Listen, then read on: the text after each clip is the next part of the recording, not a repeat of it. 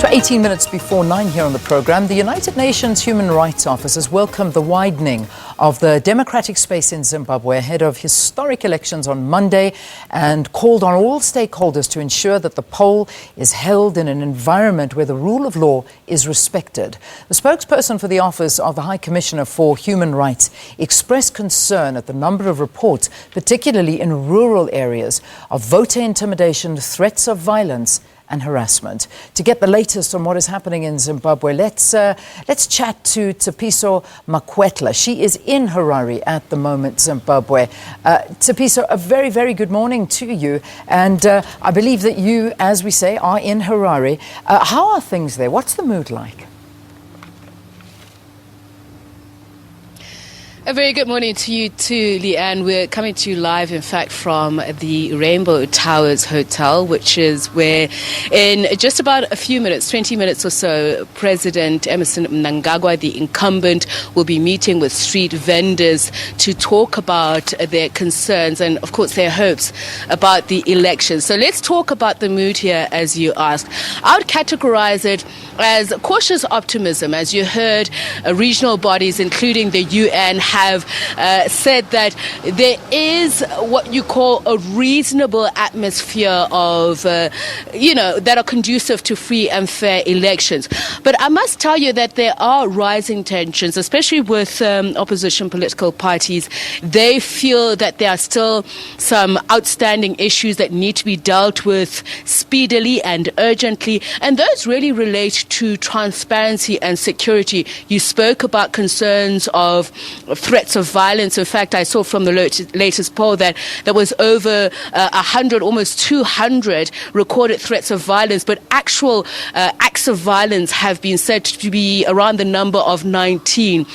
So the tensions really at the moment being discussed by political parties are around the issues of transparency and security. And when we talk about transparency, it's about electoral transparency, more so with regards to the ZEC, the ZEC, the opposition parties through the MDC alliance. Tendai Biti, for instance, was throwing barbs at the ZEC, accusing them not only of lacking capacity, of being toxic, but also saying that they have been very dishonest, especially when it comes to the issue of the publishing and design of the ballot papers. The voters' roll, though, is a major stickler point, so much so that there have been fake news reports suggesting that President Emmerson Mnangagwa and the MDC presidential contender Nelson Chamisa have met to discuss this. Of course, we're told that that did not happen.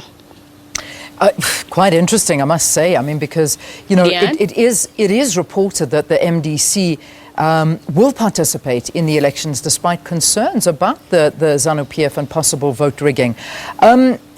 We look at this and, we're hoping that there's such a big moment for the country, that they will be free, they will be fair, but such a shadow being cast over this. But I imagine that, the people of the country want this to be the moment that they see this country turning around back to fruition.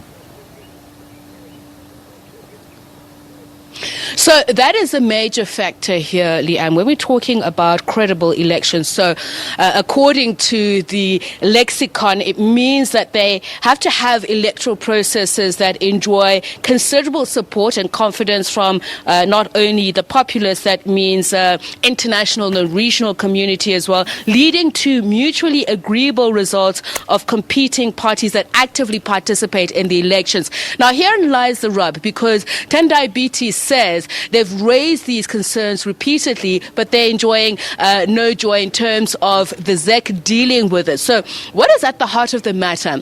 The opposition parties have said they've long been asking for the electronic voters' roll, and that has not been provided.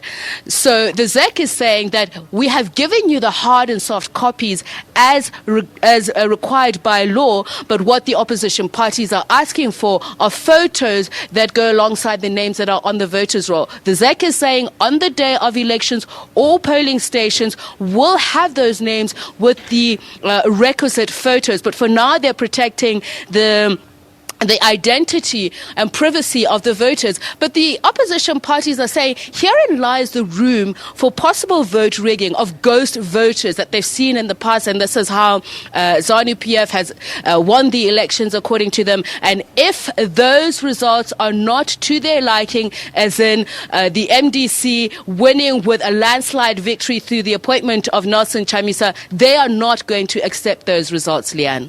All right, let's leave it there. Tsepiso Makwetla, one of our journalists that's in Zimbabwe ahead of the elections. They're happening on Monday, as we keep mentioning. SABC having extensive coverage of these elections and the run-up to them.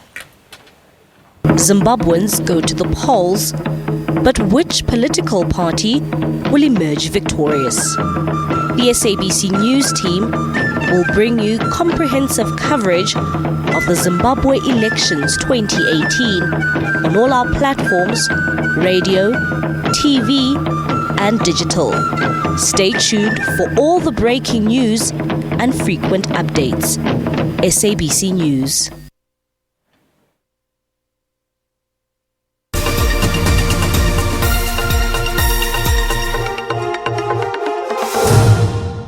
As the rainbow sets in, Zimbabweans go to the polls, but which political party will emerge victorious? The SABC News team will bring you comprehensive coverage of the Zimbabwe elections 2018 on all our platforms, radio, TV and digital. Stay tuned for all the breaking news and frequent updates. SABC News.